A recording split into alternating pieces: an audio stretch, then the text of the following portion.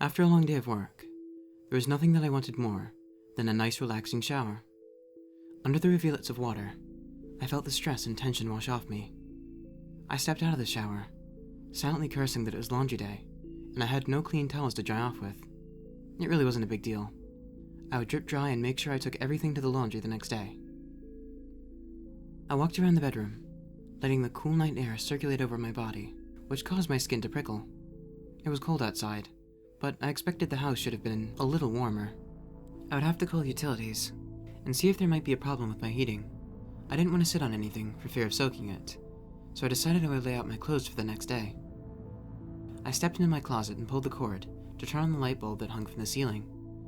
There was a brief flash before something was illuminated that I had not prepared for. A man.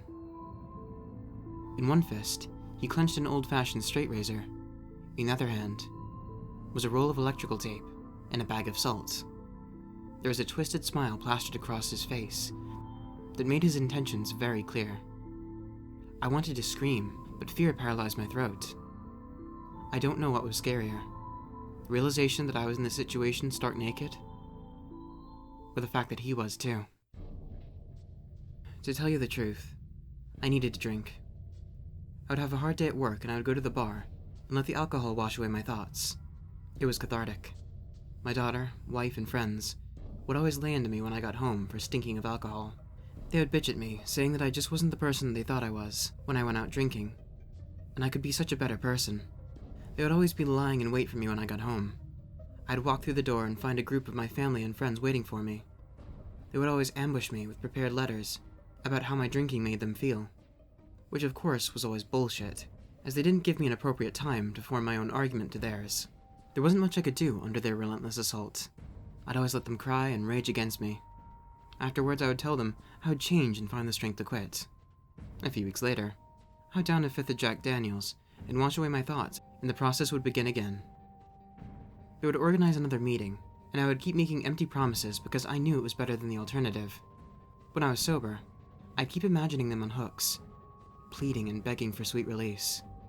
I'd imagine their flesh, and how it'd be so appealing to slice open, tear apart. They want me to quit drinking, but without it, I keep imagining the end. I'd imagine how they would plead and how they would taste. I think this last intervention really stuck. I feel like myself again. Tonight, I came home to the fragrant smell of roses. It only took a few minutes of investigating to find the source of the smell. My bed was covered in a vibrant crimson color that made my heart skip a beat. It was completely hidden under a layer of rose petals. There was a candle in the dresser, and its light illuminated the message. I am yours, and you are mine. I love you, and I want to do something that'll take your breath away. It was a very romantic gesture. It would have been more romantic had I not been single for the past 3 years. It would have been romantic had the message had not been written in crimson as well.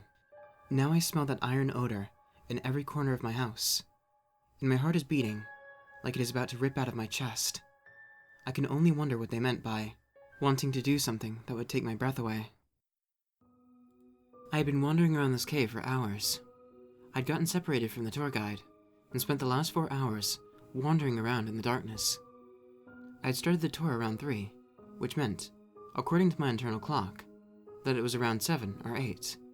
The sun would be setting, and the forest would become just as dark as it was in the cave. I wandered around in the darkness, with my hand on a wall of the cave. I was certain that if I stuck to this path, that I would eventually come to the mouth of this cave. After another hour of bumbling around in the darkness, I found my way out of the cave. It was a moonless night, but I could see stars in the sky. I wept with relief as I looked up at those beacons of light. There were thousands of them up there. I watched in wonder as they winked out of existence, only to reappear later. I watched this phenomenon in confusion. It took a few seconds for me to come up with my answer. These weren't stars, winking and blinking out of existence. They were eyes, and they were drawing closer to me. Carrie always loved Sundays. Her parents would go out to run errands, leaving her to call her boyfriend. Her parents didn't know about him. As an only child, her parents were overprotective and prohibited her from dating until she was 15. She, of course, decided to keep Josh's existence hidden from them. This didn't matter. She loved him. She loved talking to him. His voice set her heart aflutter. Sunday was the only time she could call him and not have to be worried about being caught. It became a ritual for them. Every Sunday, she would call and they would talk until her parents got home.